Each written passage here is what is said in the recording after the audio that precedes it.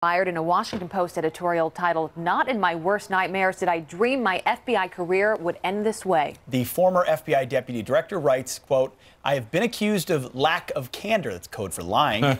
That is not true. I did not knowingly mislead or lie. That was my editorializing or lie to investigators. At worst, I was not clear in my responses, and because of what was going on around me, may well have been confused and distracted.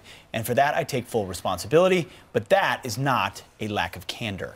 Fox News contributor and former GOP Congressman Jason Chaffetz served as chair of the House Oversight and Government Reform Committee. He was all over these issues in Congress, continues now, joins us live. Good morning, Congressman. Hey, Jason.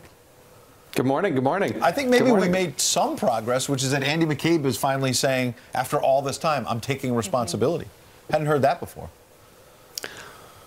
Well, no, and look, if what he says is true, that he learned about this by the mass media as opposed to somebody calling him up or bringing him in, that is wrong. They need to bring somebody in and sit him down and explain to them why.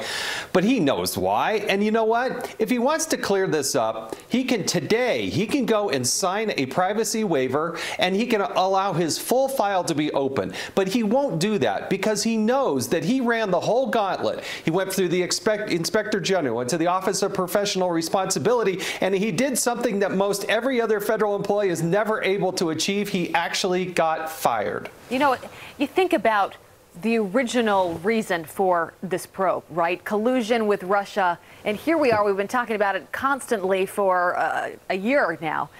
What has it turned into, right? Because what was the original intent? Now it seems like people are waiting for the president to be put in handcuffs and walked out of the White House.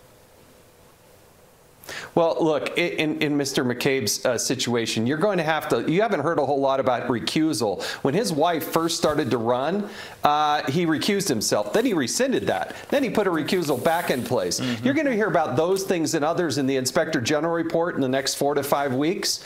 But the probe itself, if they're truly following the facts, they ought to be looking at the DCCC, the DNC, and Hillary Clinton, because the facts have led us to the point where you're finding out that the Democrats are the ones that were actually colluding with the Russians. And if Mueller was doing his job based on the one-page assignment that he got, he should be investigating them as well. Congressman, early on the program, we had Robin Gritz on. She was a former FBI special agent, worked underneath Andy McCabe, had something to say about accountability. Listen to what she had to say.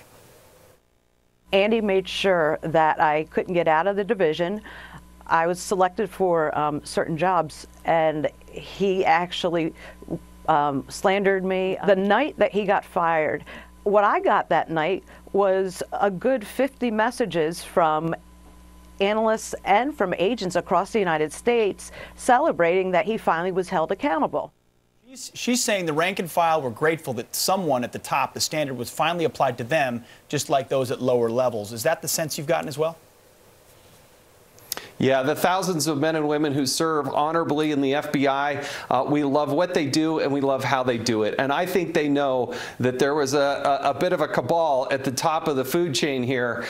People, Mr. Orr, Mr. Strzok, Lisa Page, these are, and Mr. McCabe, that's the laundry list of the who's who at the senior leadership, add in James Comey as well, that really led the agency awry. And those agents who truly care about making sure that law enforcement is acting appropriately, they know that this is a good thing for the agency. Well, Jason, I call you Jason because we've known each other for years. He actually used to check out the boyfriends I would bring home and critique them on whether they were worth my time or not. But it is your birthday. It was a motley crew. Oh my gosh. You would not Somehow believe I survived. But it is your birthday tomorrow. She ended up with a very good guy. She ended up with a very good guy. But there's some of them that we needed to, some doozers out there. So tomorrow's a big day, though. Happy birthday.